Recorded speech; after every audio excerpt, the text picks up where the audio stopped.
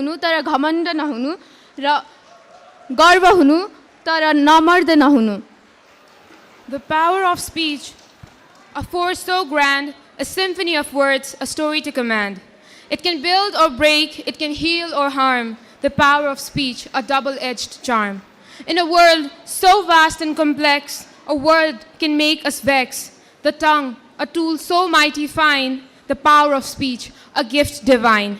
Hello and namaste. Welcome to the public speaking competition today on 14th of December 2023, organized by one and only Global School of Science. I, Divyanshi Mainali, र म आज्ञाश्री Kandel are here in front of you all today as the master of ceremony of the program. We wish this day to be exquisite for each one of us present over here. Hard work beats talent when talent fails to hard work. We would like to appreciate and congratulate all the participants for their hard work which led them to the finale. Now, without any further ado, with immense delight, we are formally moving towards the seat-taking ceremony. Firstly, I invite the Principal of Global College of Management and Global School of Science, Director of ProEd Limited, Mr. Ambadat Joshi, to grace his seat. Thank you so much, sir. Now, we would like to request the backbone of GSS, executive leader, a dynamic personality, and indeed the pillar of GSS, our very own program director, Mr. Gokul Dev Badu, sir, to take his seat. Thank you so much, sir, for this privilege. Similarly, we would request the academic advisor as well as HOD of Physics, Mr. Khemraj Deuda sir, to take his respective seat and honor us with his glory. Thank you, sir. Finally, I request all the respective head of departments, respected class teachers, and all the faculty members to take their respective seats.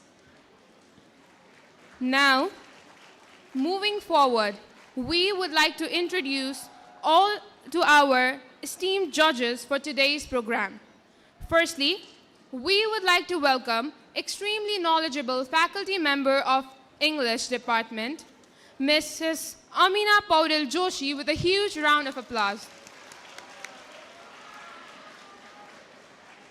Up next, we have our literary enthusiasts who have been working tirelessly in the field of teaching for more than a decade. Our very own HOD of English department, Mr. Ananta Khanal, sir. And finally, we have someone who has become that inspiration, who has that varied range of knowledge to share. One and only HOD of Nepali department, Mr. Chandra Bahadur Khadka, sir. Let's welcome him with a huge round of applause. Finally, I would like to request all the teaching and non-teaching staffs, as well as students of grade 11 and 12, to take their respective seats. अब केही ढिला नगरी हाम्रा सम्माननीय निर्णायक मण्डलज्यूहरूलाई खादा अर्पण गर्नका निम्ति म गोकुलदेव बडु सरलाई हार्दिक अनुरोध गर्दछु.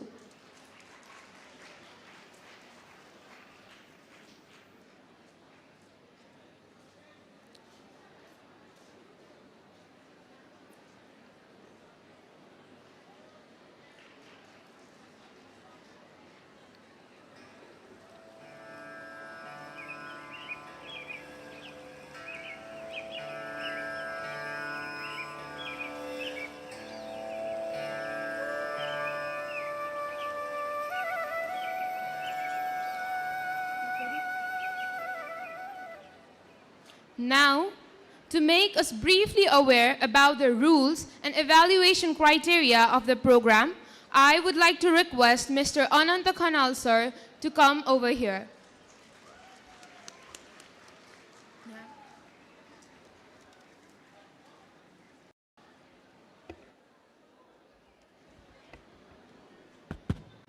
Thank you, Devanshi and Agasri.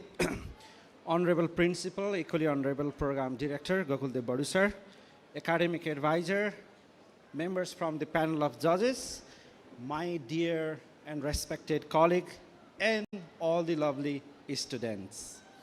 So without delay, it's not all about rules. Actually, she said rules. It is all about the marking scheme. Let's say it's all about evaluation criteria. So we have divided the overall evaluation into five different categories. The first is the way you begin. You need to enter into the topic and how you support your topic. This is what we'll be looking at. So for the 5 marks. The next point is for the content.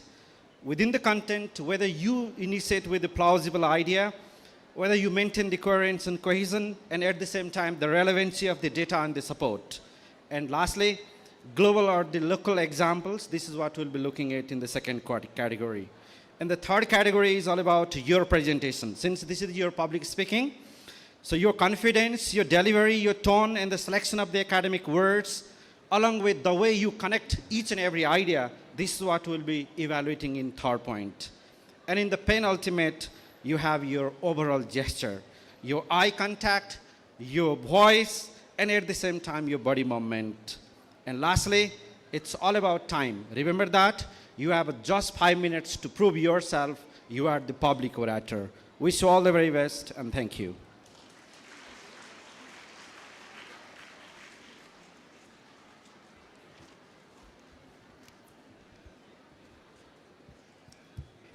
So, without any further delay, moving directly towards the program, we have our first participant, Mr. Abhigya Upadhyay, to speak on the topic, War is not the solution, but war itself is the problem. Let's welcome him with a huge round of applause.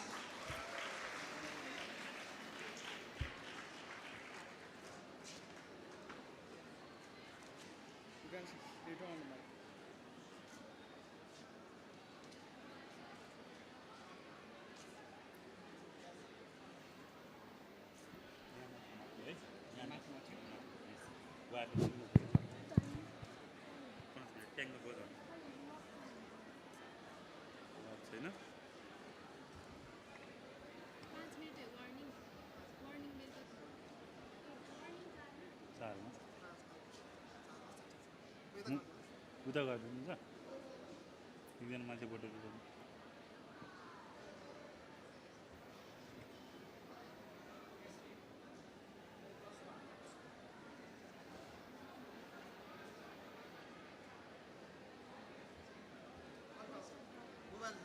यस्तो सुरु हुन्छ है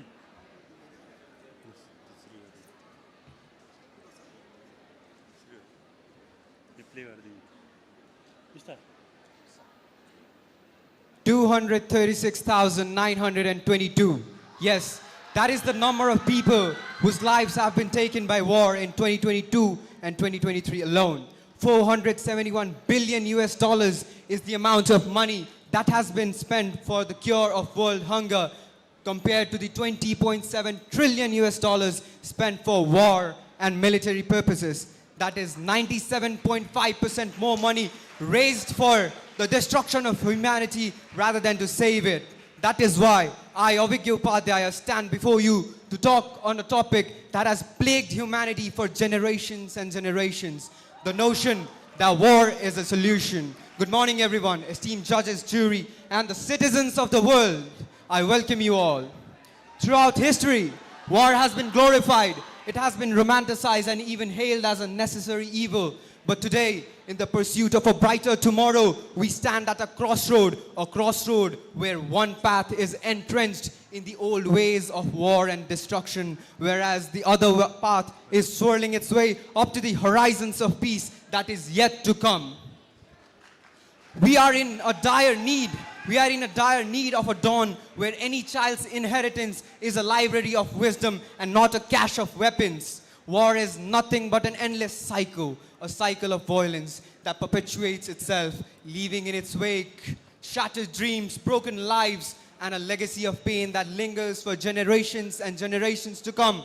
That is why I wish to speak on a topic that war is not the herald of solutions. It is not. War is a cycle that perpetuates through time. War is a cycle that continues to trickle through time, whispering to us the cold hard truth that the spoils of war are far outweighed by the cost of destruction itself. Imagine a generation untouched by the ravages of war. What symphony, what melody might they produce when their unbound energies are not toiled for remending crumbled cities and remending the broken spirits? Those spheres of war and peace cannot coexist. They cannot. One must banish the other. How light dispels shadow. How light dispels shadow. We are in dire need of that peace. We are in dire need of it.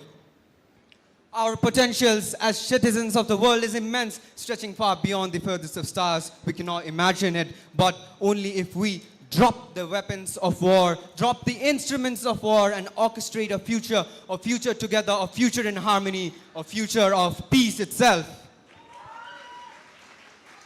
We are in dire need of that. Yes, we are. The world is in dire need of peace, but throughout history, it has been romanticized. War has been romanticized. Why must that be? Why must that be? It is a question we must ask ourselves. It is a question to be asked, ladies and gentlemen. Perpetuating war, we cannot stop that, can we? Yes, we can stop that.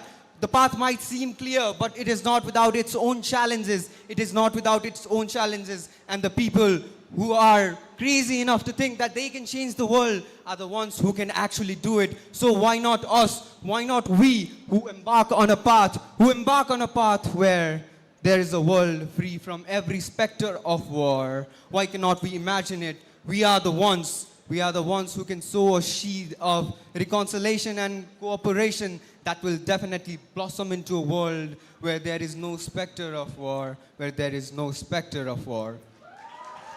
We must imagine it, we must achieve it. We are in dire need of that. Yes, we are. Imagine the generation. We might be the generation that embarks this revolution. We might be it. We have to work for it.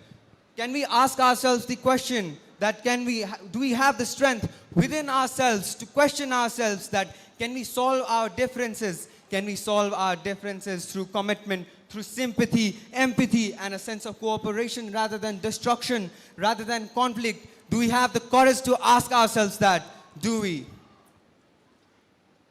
Let the peace in minds of all, let our hearts and minds be guided by this spirit.